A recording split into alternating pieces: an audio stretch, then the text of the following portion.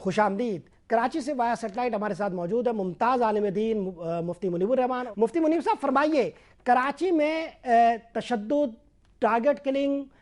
دھماکے، یہ سب کچھ ہوتا رہا ہے، لیکن یہ جو حالیہ فرقہ وارانہ دہشت گردی ہے یہ ایک ایسا فنومینا ہے جو انتہائی خطرناک ہے اور پورے ملک کو اپنی لپیٹ میں لے سکتا ہے۔ آپ اسے کتنی سنجیدگی سے لے رہے ہیں؟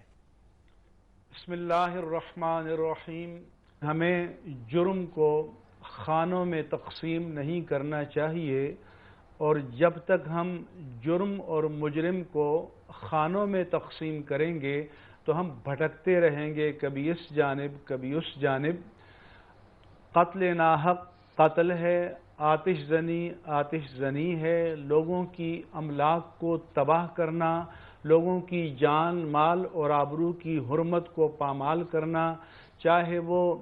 لسانیت کے نام پر ہو، چاہے وہ قومیتوں کے تصادم کے نام پر ہو، چاہے وہ فرقہ وارانہ نام پر ہو، اس کو خانوں میں مت بانٹو۔ جرم کو جرم سمجھو، مجرم کو مجرم سمجھو۔ آپ کا نقطہ بالکل صائب ہے، لیکن مسئلہ یہ ہے کہ ہر ٹارگٹ کلنگ کے ساتھ ایک مسئلہ جڑا ہوا ہے، اور جب تک ہم اس ٹارگٹ کی نوعیت، اس قتل کی نوعیت پر غور نہیں کرتے، اس وقت تک ہم جو ہے وہ اس مسئلے کو حل نہیں کر سکتے۔ کراچی میں فرقہ وارانہ قتل و غارت گری بھی ہو رہی ہے اور لسانی قتل و غارت گری بھی ہو رہی ہے۔ لسانی قتل و غارت گری کے ایکٹرز کچھ اور ہیں، اور جو ہے فرقہ وارانہ قتل و غارت گری کے ایکٹرز کچھ اور ہیں۔ ہم اس کو ایک خانے میں کیسے رکھیں؟ میں سمجھتا ہوں کہ ہم داخلی اور خارجی دشمنوں کی زد میں ہیں، اور کچھ تو بین الاقوامی ہمارے دشمن ہیں، ایجنسیز ہیں، ادارے ہیں، کچھ ان کے داخلی ایجنٹ ہیں، اور یہ ان کے انٹرسٹ میں ہوتا ہے کہ کبھی اس کو ایک عنوان دیا جائے، کبھی دوسرا دیا جائے، کبھی تیسرا دیا جائے، اور جب تک ہم ان عنوانات کی تلاش میں رہیں گے تب تک فتنے کا مکمل سد باب نہیں ہو سکتا۔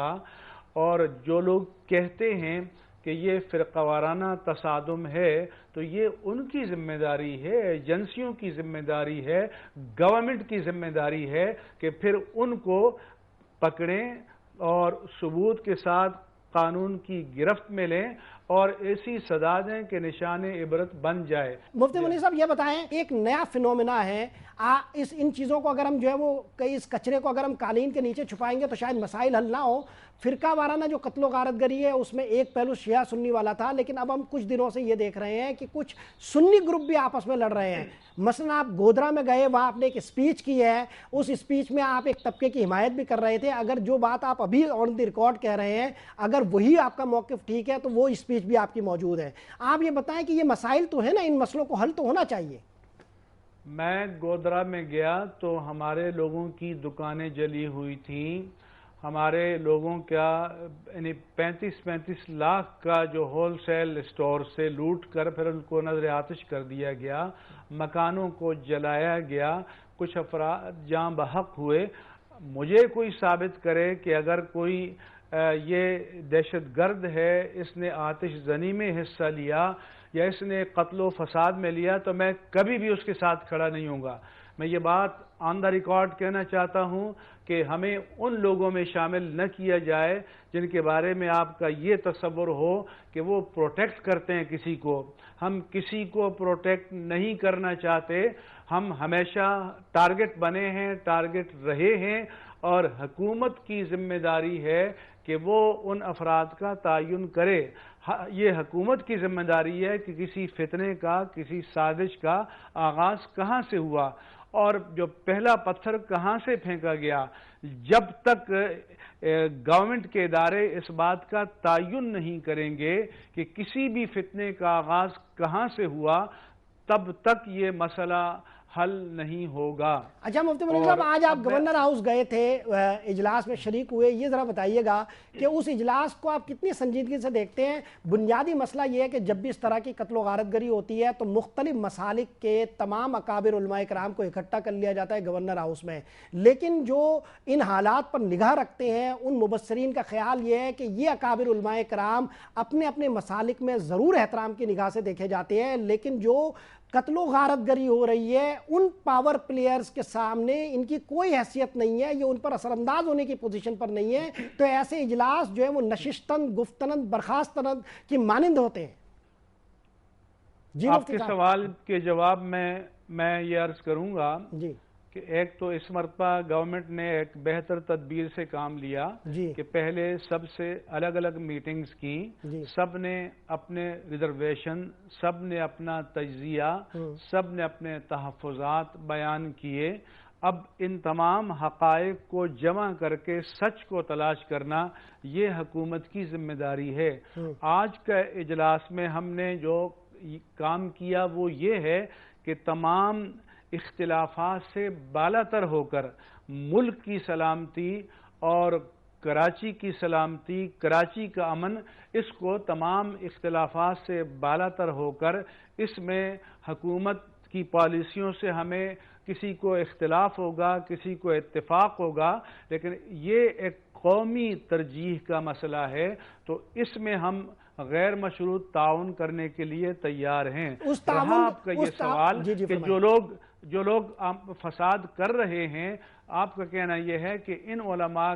کا ان پر اثرات نہیں ہیں، تو یہ تو آپ کا اچھا سوال ہے۔ پھر یہ بتا دیا جائے کہ ان کا کن سے لنک ہے اور کن کا ان پر اثر ہے، ان کو سامنے لایا جائے تو پھر تو لنکس بھی مل جائیں گے۔ اچھا مفتی منیف صاحب بتائیں، مفتی منیف صاحب یہ بتائیں کہ حل کیا ہے آپ کے پاس اس فرقہ وارانہ قتل و غارت گری سے بچنے کے لیے؟ حل کیا ہے اور آپ نے کیا پیش کیا؟ حل پاکستان کی تمام بیماریوں کا حل قانون کی حکمرانی ہے،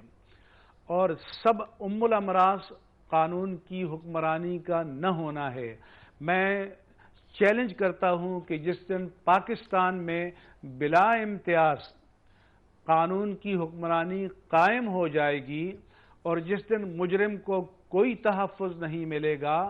اور جس دن مجرم کی کمینگاہیں ختم ہو جائیں گی، ان کے سرمایہ کی سپلائی کے ذرائع ختم ہو جائیں گے، ان کو ٹیکنیک فراہم کرنے والے ایکسپوز ہو جائیں گے، تو اس دن سے جرائم کا خاتمہ شروع ہو جائے گا۔ مفتی منیف صاحب آخری سوال یہ ذرا فرمائیے گا کہ حالیہ واقعات میں آپ کے مکتبہ فکر سے تعلق رکھتی ایک تنظیم سنی تحریک کا ذکر بھی خاص شد و مت سے ہو رہا ہے، ان کے کچھ لڑکے گرفتار بھی ہوئے ہیں اور ان کے خلاف کچھ FIRs بھی درج ہوئی ہے۔ آپ یہ بتائیں، آپ یہ فرماتے ہیں کہ جو بھی قانون پسند شہری نہیں ہے یا جو بھی قانون پسند گروہ نہیں ہے آپ ان سے فاصلہ رکھتے ہیں، سنی تحریک کے متعلق آپ کی رائے کیا ہے؟